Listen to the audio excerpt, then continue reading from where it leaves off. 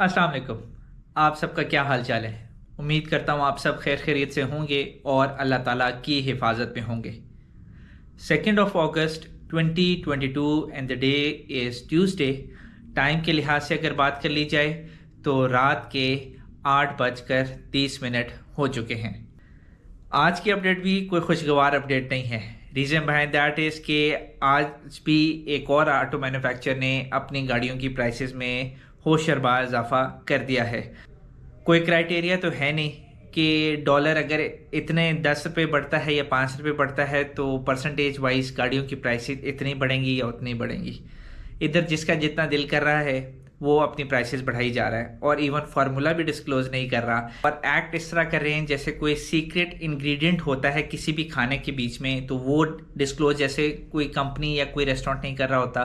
तो इसी तरह ऑटो मैन्युफैक्चरर्स जो हैं अपना ये फार्मूला डिस्क्लोज नहीं कर रहे कि भाई वो किस परसेंटेज के तहत अपनी प्राइसेस बढ़ा रहे हैं। आज बेसिकली जिस ऑटो मैन्युफैक्चर के लिहाज से हम बात कर रहे हैं DFSK उसका नाम है। मतलब चाइना में जो ऑपरेट कर रहे हैं डोंगफेंग के नाम से कर रहे हैं, बट पाकिस्तान में DFSK के नाम से काम कर रहे हैं।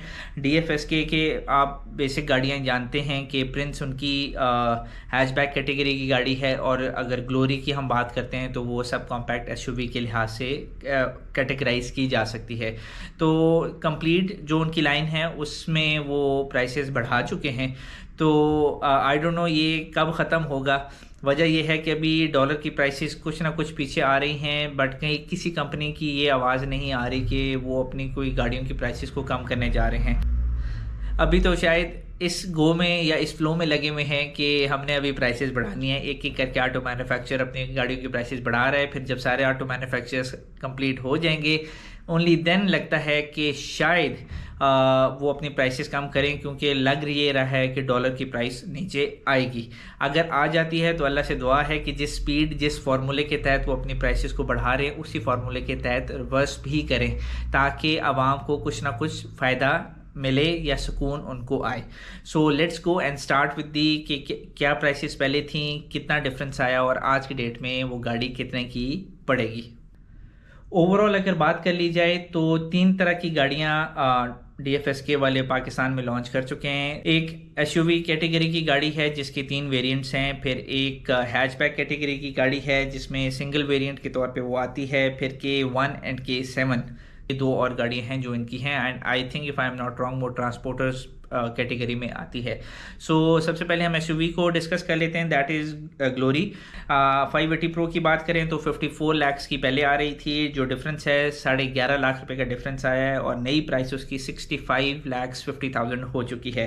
580 CVT 1.5 की बात करें तो 50,09,000 रुपये उसकी पहले की प्राइस थी, 10,96,000 का डिफरेंस आया है। तो अब 61,05,000 रुपीज़ की 580 CVT 1.5 मिल जाएगी। और अगर CVT 1.8 पे आप जाते हैं तो 5160 की पहले थी, 10,96,000 का उसमें इजाफा हुआ है और अब वो आपको 62,56,000 रुपीज़ की मिलेगी। K07 की अगर बात कर लेते हैं तो 20,39,000 रुपीज़ की पहले वो आ रही थी, 4,30,000 का उसमें उन्होंने इजाफा किया है और अब वो 24,69,000 की हो चुकी है। और K01 की अगर बात कर लें तो 1469 की पहले थी, 7 लाख रुपए का डिफरेंस आया है और 2169 की हो चुकी है।